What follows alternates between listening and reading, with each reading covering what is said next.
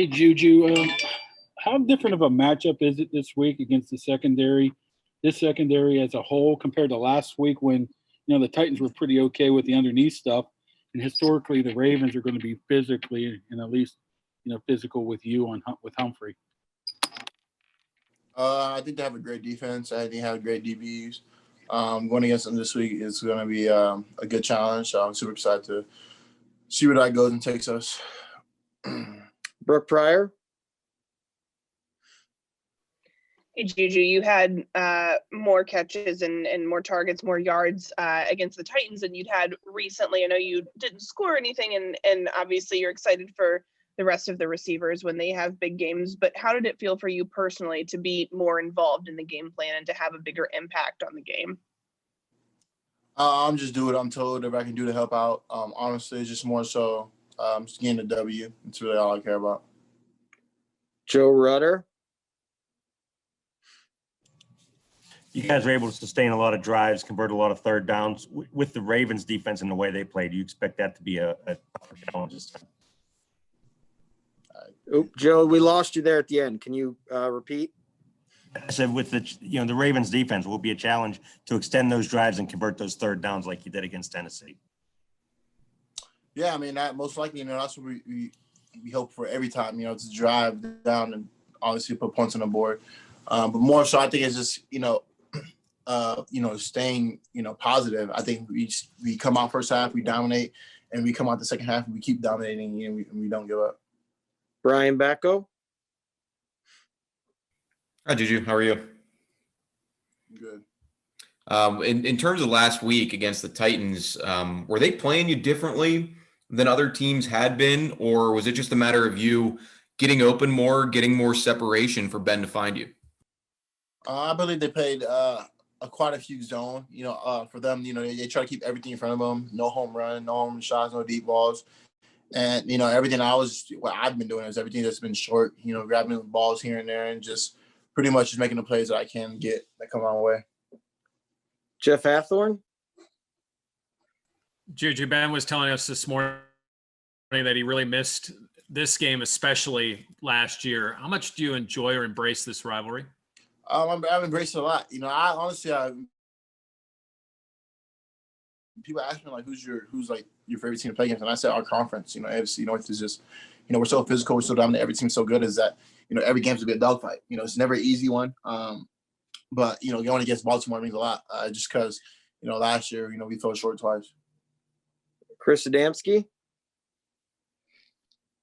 Through the last two games, Ben had one of the fewest pass attempts in his recent career and one of the most pass attempts he's had in his recent career, back to back. Is that just you guys proud of the way offensively you can do different things, whether it be run, pass, or however you got to win a game? Yeah, I mean, even this week, we have a lot of guys playing, and obviously, you just never know whose game is going to be. Ben's a quarterback; he loves throwing the ball, and now we don't blame him. He has the weapons; he has young guys to do it with high energy. So, this is something that we're really all about. So, just gotta keep it rolling. All right, I have some time for some follow-ups. Mark Caboli. Hey, Juju, do you anticipate Humphrey matching up against you? And can you get away from that if you want to, if you bounce outside? Yes. I honestly, I think I agree that he'll be matching up with me inside the slot. I know he's playing nickel, but at the same time, I don't know what they're going to do if I move outside. If he comes outside, they switch. So it'll be very interesting to see what they do. Brian Bacco. Juju, how surprised were you to see the Ravens part with Earl Thomas this offseason, just given how big a piece he was of that defense last year when they were as solid as they were?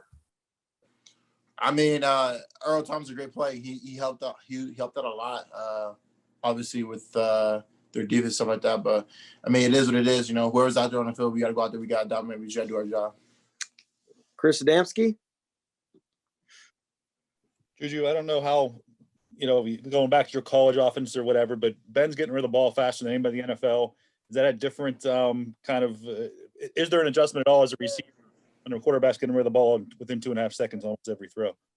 It just all depends on, on the defense. I think we all expect, the ball to come out quick, and that's just how we play. and there's always the timing. You know, Ben is always the person that's on the, right before you come out your route, the ball's being thrown, and you got to be able to make the catch. So it's just nothing new. This is what Ben's been doing, man. Let's get started with Jerry Dulac, Coast Gazette. Hey, Cam, good morning. Do you Good morning. look at this 3-game stretch any differently when you know you're playing top teams? I mean, this actually hasn't happened in a long time where a team has played 3 straight games against teams with one loss or fewer. Is it a challenge? Does it get you battle tested? What? Honestly, I don't really look at it as just a 3-game stretch. I feel like for us, especially in this climate, you just got to be ready for each game. Going in week and week out, you have to understand there's going to be different problems each week, and it's if you can answer them. So, I know these the first one and then these next 2 up are very critical, but we just take it one game at a time. You can't really look at it as a bulk of, oh, now these are your hard games, because in the NFL, I feel like there's so much parity and so much there's not that much room for error. So you have to be very critical of what you're doing. Will Graves, Associated Press. Morning, Cam. Morning. This sack streak's getting pretty long. I mean, it's 3rd longest in NFL history. When you faced Jackson last year, you got him 5 times, which is more than he's been sacked in any start in his career. What is it about your group that allows you guys to sustain that sort of consistent week in, week out pressure on the opposing quarterback? I think it's just our level of discipline, understanding rush lanes, our communication between ourselves. And I think, we come in with a good plan. Guys are watching film on their own, and then we're, collectively talking about how we want to rush a guy, what we want to do in certain situations. But you got to have that cohesiveness and a group of guys willing to do that. It can't just be one guy, one cowboy just trying to do his own show. It requires a lot of guys not only sacrificing to do, what's good for the team, but also just, understanding that we have to have our rush lanes and have to have the ability to cover up those big lanes, because you're gonna get torched if you don't. Joe Rutter, Trib. Hi, Cam. How you doing? Good. Usually when you guys, win the toss, you defer and the defense is out on the field first. Do you guys like that kind of challenge of being the first ones out there to set the tone? As a defense, we love it. We feel like we get to set the tempo. Kickoff goes out, smacks them, puts them down on the 20 or less. And as a defense, we're thinking we're going to get the ball quickly to our offense. Obviously, we didn't do that this past week, but, whatever situation comes about, we got to be ready for it. Adam Kilgore, Washington Post. Cam, good morning. Morning. A little bit of a broader question from an out-of-town person here.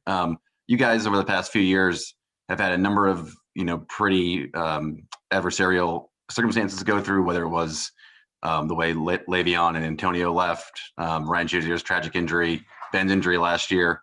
I wonder, here you are at 6-0, when, any one of those things could have thrown a lot of franchises off course. Was it about this franchise, the way you guys approach things, that's kind of allowed you to be where you are? I think it's one thing to just say it's next man up, but you got to have a lot of guys buy in. We've dealt with our share of injuries, dealt with our share of external factors, but I think everybody's like-minded, and we don't care how it gets done. We just got to get it done. We have a lot of guys that we feel like that could start all over the league, and we're benefited that we have them here. So, whenever we're presented with an opportunity where another guy needs to step up, we feel like we can always answer the call. Brooke Pryor, ESPN. Hey, Cam, this rivalry between the Steelers and the Ravens has been marked for decades by really strong defenses. And for the Steelers specifically, you've been on this team for a while. What is it about the team and the franchise that no matter, different players, different coaches, you guys are still able to field really strong defenses. Why is that from your perspective? I think we understand how things are built. We understand what sustains in this league. There's so much offensive turnover. There's so much this can happen, and you can go through droughts as an offense, but as a defense, we feel like, and I know probably Baltimore feels the same way. When you have a strong defense, that gives you a chance in any game. And that's just a buy-in from year to year. Different guys come in, but they understand the standard that's held up. So both teams come in with strong defenses, and a defense is usually going to win this game. Dale Lally, DK. Kim, you guys faced Lamar Jackson just the one time last year, and he hit you for a couple of runs early in that game, and then it kind of dried up on him. Did you guys learn something early in that game that was there a process there? You maybe not understanding quite just how fast he is? Well, I think as I remember back to that game, we did some stunts early that kind of put us at a disadvantage. We gave him some yards through the penalties that really settled him in. I remember the first game we were on offense first, and then we gave up a turnover on the first or second play. And so it put them on a short field. And you can't do that versus good quarterbacks. Going forward, we got to make sure we have a good punting game to put them back. We got to make sure our offense doesn't turn over the ball. And as a defense, we got to make them settle for 3. We understand he's an outstanding talent, but we can't have self-inflicted wounds. All right, Mike Prizzuta, DVE. Cam, when Jackson runs by design, is that successful because of his athletic ability or because of all the deception and misdirection that accompanies it? And how do you deal with each element of that on a designed Lamar Jackson keeper? It's misdirection. It's also his talent. Dude, he's very explosive. But I think the thing that really helps out a lot is they got an extra blocker now. Most of these teams, when they hand off to the running back, the quarterback's not a blocker. So you already eliminate him from the play. In this scheme they have, they have their big fullback. They've got some other wide receivers well in the block. And so it becomes, an 11-man rush. And so guys got to get off blocks. Guys got to make tackles because if you don't, that dude's going to hit you for a big one. Ray Fittipaldo, Post-Gazette. Hey, Cam, another Jackson question for you. Even though you guys lost that game last year at Heinz, do you guys take a lot of confidence into this game, that knowing that you guys were one of the only teams that, had some success in defending him last year? No, we lost. All right, I got time for 2 more. Aditi Kinkabala, NFL Network. Good morning, Cam. We love to have fun with Mike Tomlinisms. Like the standard is the standard and the nameless gray faces and no use crying over spilt milk. What is your favorite one, and what do you think is the one most apt for this week? Oh man, the standard is standard. There's more meat on the bone. There's, it's popcorn. There's countless amount of quotes you can go from. I always think back to he's always got that one for the next man up. But I think the one that really sticks out is it's a big man week. I don't know if he says that to y'all a lot, but he tells us, big men got to run and little men got to hit. But we're going to follow our big people. And I feel like in this type of game, the physicality of the front line of both groups are going to be very influential in who wins this game. All right, I know we got a lot of questions, but I only have time for one more this morning, so we can get Ben in here, and it's going to be Tim Ben's Trib. Cam, I know Bud and TJ get a lot of credit for what they do in the pass rush, but this year they've been really good, it seems, crashing in on the edges and preventing guys like Henry and Barkley from bouncing big runs outside. Can they do that this week against Jackson, or is facing him and doing a lot of that, does that give Jackson a chance to kind of crease you guys if your outside linebackers crash in like that? Well, we just got to be very sound in our approach. You know, we have defenses where they got to stay outside and crash it down. And we have defenses, they're really plugging up the middle with us. You know, whatever it requires. You know, we can't give a lot of downhill running with this group. Lamar, the running backs, they do a great job of, you know, really kicking in the gear when they get going. So if we have to string it out to the right or left, I think that's a benefit to us. But if they're hitting north-south running, we're going to be in a lot of trouble. I'm going to get your reaction this last week when you get the call, hey, you know, we want you to come in for a tryout, and then they make the decision to sign you. What was going through your mind, and did you expect that this is what would end up happening this season? You know, you can never really expect anything to happen in this sort of game. So, yeah, I was obviously very relieved to get a call to be able to come back and play football again here with the Steelers. You know, it's a great team. You know, all the coaches here are really good. You know, good friends obviously with all of the players here. So, you know, out of any of the possible opportunities I could have got, this was obviously the best one I could have got, and yeah, I'm just very happy to be back. Ray Fittipaldo, Post-Gazette. Hey, Jordan, where were you living? Where were you working out? And what was the reason the Steelers gave you when they let you go in August? Yeah, so like I've got a house here in Pittsburgh, so I spent most of the time here, but I was just getting things together and starting to move down to Kentucky where my wife's family's at. You know, we just had a baby, so just depending on what was going to happen, we thought it'd be best to get her down there as soon as we could. So if I ended up on the other side of the country, she at least had help with the baby. And yeah, just at the end of camp, when you got let go, it's just, you know, it's one of those things that's, they've got to, you know, in this game, they've got to weigh up a lot of things, performance and salary cap and, you know, just all sorts of different things, put it together. So they said just, yeah, the combination of all that, they just sort of felt they had to let me go there at the start. But yeah, obviously I was lucky enough to get the opportunity to come back and yeah, get my job back. Joe Rudder, Trib.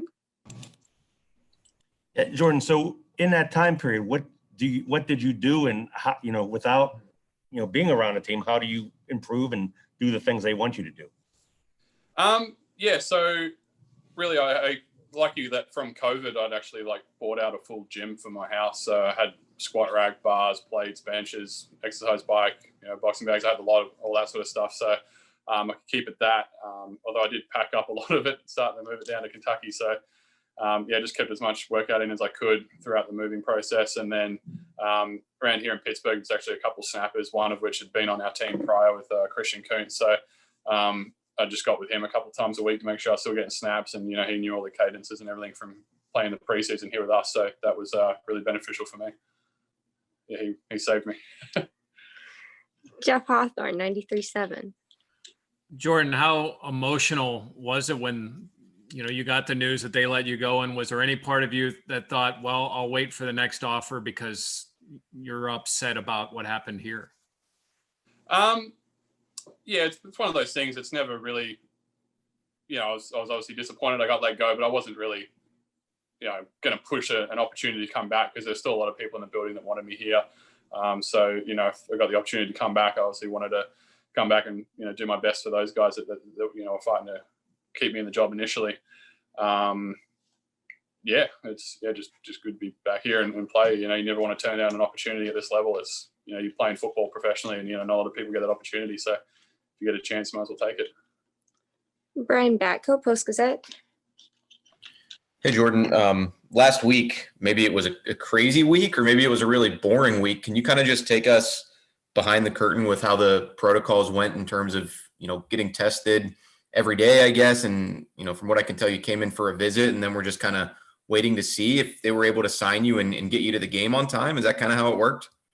Yeah, it was, yeah, kind of got the idea that they wanted to, yeah, sign me back up, but obviously all that was dependent on the COVID stuff. So obviously moving down there and hired a couple people to help me move some furniture actually the weekend prior. So, you know, you're obviously getting close to people doing that sort of stuff. So being able to get through the week, get through all the COVID tests, you know, I was very relieved at that.